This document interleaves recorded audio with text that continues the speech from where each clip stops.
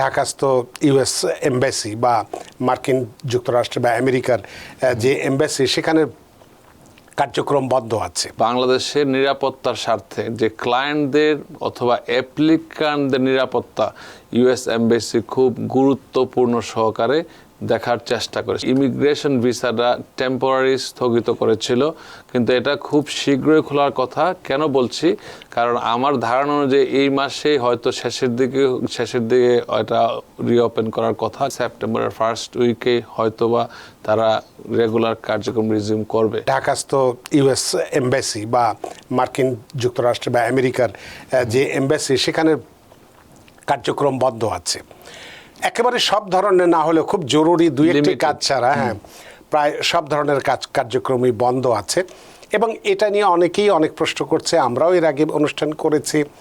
এই বিষয় সম্পর্কে আপনি যেহেতু এই কাজটি নিয়ে প্রতিনিয়ত ব্যস্ত আছেন, আপনার কাছে আপনাদের অনেক ক্লায়েন্ট আছে যারা ইতোমধ্যে ডেট পেয়েছে, তাদের কি অবস্থায় আছে, এই বিষয়টি নিয়ে যদি আপনি একটু খোলাখুলি একটু আলোচনা করেন, তাহলে যারা এই বিড়ম্বনার মধ্যে রয়েছে, অনেক টেনশনের মধ্যে রয়েছে, তারা অন্তত এ থেকে কিছুটা মুক্তি পাবে। জনাব অ্যাটর্নি মঈন চৌধুরী। ধন্যবাদ রানা ভাই। আমি সবার উদ্দেশ্যে একটা কথা বলছি, আমরা অত্যন্ত উদ্বিগ্ন। আমাদের প্রচুর ক্লায়েন্ট আছে এবং যারা কন্টিনিউয়াস আমাদেরকে প্রশ্ন করে, এবং আপনাদের সকলের প্রশ্ন যে কখন ইউএস এমবাসি আবার পুনরায় ইমিগ্রেশন ভিসা চালু করবে।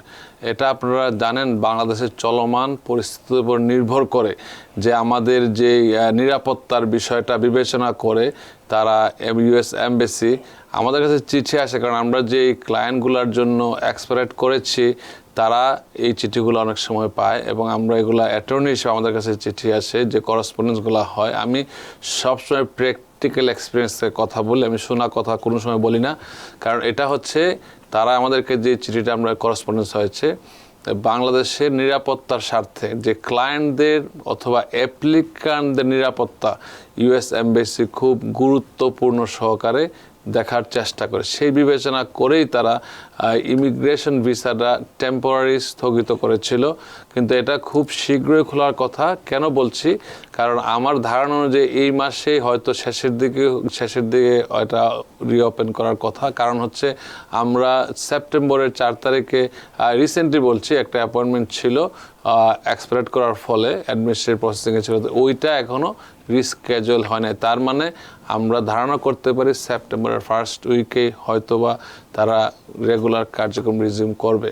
কিন্তু আপনারা জানেন বাংলাদেশের পরিস্থিতি, আবারও বলছি, এখন যেই রকম পরিস্থিতি আমরা অনেক কিছু প্রেডিক্ট করতে পারছি না। তবে আমেরিকান এমবাসি সবসময় মনে করে যে অ্যাপ্লিকান্টদের যে নিরাপত্তাটা খুবই ইম্পর্টেন্ট, কারণ ভিসা প্রাপ্তিতে তারা যদি ভোগান্তিতে পড়ে, কারণ কখন যে কি হয় নবরী নোজ, এই সময়টা খুব খারাপ ছিল, এই অনুমান করেই তারা এটাকে রিস্কেজুয়াল করেছে। এবং ভয়ের কোনো কারণ নাই। যাদের রিস্কেজুয়াল হয়েছে তাদের হয়তো এমন হবে, যাদেরটা হয়তো আগস্টে ছিল, সেকেন্ড থার্ড উইকে ছিল, তাদেরটা হয়তো পরবর্তী যে প্রথম ধাপে দেওয়ার জন্য আমরা রিকোয়েস্ট করে থাকি, কারণ তারা যেহেতু আগেই এটা ভিসা পাওয়ার উপযুক্ত ছিল। তবে অনেক ক্ষেত্রে অনেকেই সমস্যায় ভুগবে, যেটা হচ্ছে যারা এইজ আউট হয়ে গিয়েছিল বা হওয়ার সম্ভাবনা আছে বা হয়ে যাবে, ওই ক্ষেত্রে তারা একটু বিড়ম্বনার মধ্যে পড়েছে। আপনারাও জানেন যে দেখা গেল যে 1 সপ্তাহ পরে যদি ইন্টারভিউ হয়, সে হয়তো এইজ আউটের মধ্যে পড়ে যাবে। এক্ষেত্রে আমরা আশা করি ইউএস এমবাসি, আমরা যখন করেসপন্ডেন্স করে তাদের সাথে বলার চেষ্টা করি যে এইজ আউটগুলো খুবই গুরুত্ব সহকারে যেন খুবই তাড়াতাড়ি দেখা হয়, এবং তাদেরকে ফার্স্ট অ্যাভেলেবল টাইমে যেন ডেট দেওয়া হয়, তারা যেন ভিসা পেয়ে চলে আসতে পারে। সো এক্ষেত্রে আপনাদের অপেক্ষা করতে হবে, এবং যদি আপনাদের কোনো অ্যাটর্নি থাকে তারা হয়তো ইউএস এমবাসির সাথে করেসপন্ড করতে পারলে হয়তো একটা রেজাল্ট পাবে।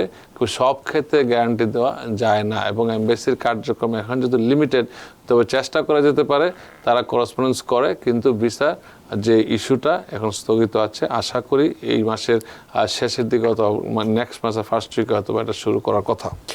তো আপনি আসার কথা বললেন যে এই মাসের শেষের দিকে অথবা নেক্সট সেপ্টেম্বর মাসের প্রথম সপ্তাহ, এবং একটি উদাহরণ দিয়ে বললেন আপনাদের যে ক্লায়েন্ট 4 তারিখে তার ইন্টারভিউ আছে, তার রিস্কেজুয়াল যেহেতু করেনি, সেটাকে ধরে আপনি এই ধরনের কথা বললেন। তো এখন যে প্রশ্নটি আমার মনে এখন আসছে সেটি হচ্ছে যে 4 তারিখে স্কেজুল আছে, রিস্কেজুল করা হয়নি, তাহলে আমরা ধরে নিচ্ছি তার ইন্টারভিউটা 4 তারিখেই হবে। রাইট। তাহলে ইতোমধ্যে অর্থাৎ যাদের এই জুলাইয়ের এই গন্ডগোল হওয়ার পর থেকে যখন ইউএস এমবেসির ঢাকার এমবেসির কার্যক্রম বন্ধ করে দেওয়া হলো, এবং এর মধ্যে যাদের সে জুলাই বা আগস্টে যাদের স্কেজুল করা ছিল তাদের বিষয়টা কি, তারা কি বিড়ম্বনার মধ্যে পড়বে? তাদের বিড়ম্বনাটা এটা আমরা এটাই এমবেসিকে বোঝানোর চেষ্টা করছি যে তাদেরটা যেন ফার্স্ট অ্যাভেলেবল ডেটে দেওয়া হয়, কারণ তারা তো অনেকদিন অপেক্ষা করছে। এইভাবেই তারা করার কথা, ফার্স্ট অ্যাভেলেবল ডেটে দেবে, কারণ ফার্স্ট কাম ফার্স্ট সার্ভ, যারা প্রথমে যাদের দেওয়ার কথা তাদেরকে প্রথমেই দেবে। যারা স্কেজুল হয়েছিল তাদেরগুলো ঠিক রেখে, যাদের স্কেজুল হয় নাই, যাদেরকে স্কেজুল করা হয় নাই, আর যাদেরকে করা হয়েছে ওটার মধ্যে কম্বিনেশন করে যাদের ক্যান্সেল যাদের করা হয়েছে তাদেরকে ফার্স্ট অ্যাভেলেবিলিটি দেওয়ার কথা। এটাই হওয়ার কথা সচরাচর, মানে এটাই হয়ে থাকে। এটাই আমরা প্রত্যাশা করি, এই জন্য করেসপন্ডেন্স করার চেষ্টা করি ইউএস এমবেসির সাথে। তার মানে আপনারা যেহেতু আপনারা এই পেশার সঙ্গে যুক্ত এবং এই ক্লায়েন্টগুলো আপনাদের একেবারে সন্তানের মতো, আত্মীয়ের মতো, সুতরাং তাদের বিষয়গুলোকে আপনারা সবচেয়ে বেশি প্রায়োরিটি দেন এবং কর্তৃপক্ষের সাথে সেইভাবে যোগাযোগ করার চেষ্টা করেন। তারা যেন ফার্স্ট অ্যাভেলেবল ডেট, যাদেরকে আপনার মানে রিস্কেজুল করার, যাদেরকে স্থগিত করা হয়েছে, যারা ভিসা পোস্টপোন করা হয়েছে, তাদের ইন্টারভিউ নেওয়া হয় নাই, আমরা চাচ্ছি তাদেরটা যেন ফার্স্ট অ্যাভেলেবল ডেটে যেন তাদেরকে নেওয়া হয়। That is very important. সেই অ্যাভেলেবল ডেটটা কিভাবে আসবে? কারণ এটার মধ্যে তো যাদেরকে দেওয়া হয় তারা সাধারণত খুব বেশি লেংথি দেয় না, ডেট দেয় না, হয়তো 1 মাস বা 2 মাস, তো ওই এর পরের বলতে তাদেরকে দেওয়ার চেষ্টা করবে। তারপরে আবার এক্সপায়ার্ড করা হয়। এক্সপায়ারের মধ্যে আবার এক্সপায়ার্ড আছে, যে আপনার এক্সপায়ার্ডের কোন ক্যাটাগরির এক্সপায়ার্ড, একটা হচ্ছে এজ আউট এক্সপায়ার্ড, একটা হচ্ছে আপনার আমেরিকান সিটিজেনের যদি কোনো স্পাউস থাকে এক্সপায়ার্ড, সন্তান থাকলে এক্সপায়ার্ড, ওইটার মধ্যে আবার ক্যাটাগরি থাকে। সেক্ষেত্রে তারা চেষ্টা করবে অ্যাকোমোডেট করার সবাইকে। কিন্তু আপনারা জানেন এই যে বাংলাদেশের ঘটনা, এটা তো অপ্রত্যাশিত, এটা তো কারো ইচ্ছার করে নাই। আমেরিকা এম্বাসি অ্যাটলিস্ট তাদের কাছে তো এরকম কোনো সুযোগ ছিল না যে কন্টিনিউ করার। তার বাধ্য হয়েই নিরাপত্তার স্বার্থে এটা রিস্ক মানে পোস্টপোন করতে হয়েছে, এবং তারা চায় না কোনো ক্যাজুয়ালিটিস, বলতে তারা চায় না কোনো অপ্রীতিকর ঘটনা ঘটুক ইউএস এমবেসির মানে যে এন্ট্রেন্সে, অথবা যারা ভুক্তভোগী যারা, তারা হয়তো ভিসা নিতে আসতে গিয়ে তারা হয়তো বিভিন্ন বিড়ম্বনার শিকার হবে। অনেক গাড়ি ঘোড়া বন্ধ ছিল, ট্রান্সপোর্টেশন ছিল না, জ্বালাও পোড়া হয়েছে। তো তারা এই রিস্কটা নিতে চায় না, দেখে তারা ভাবছে যে এটা উচিত হবে কিছুদিন স্থগিত করা। তো এক্ষেত্রে তাহলে আপনি যেটা বললেন যে আপনারা কর্তৃপক্ষের সঙ্গে কথা বলছেন, বা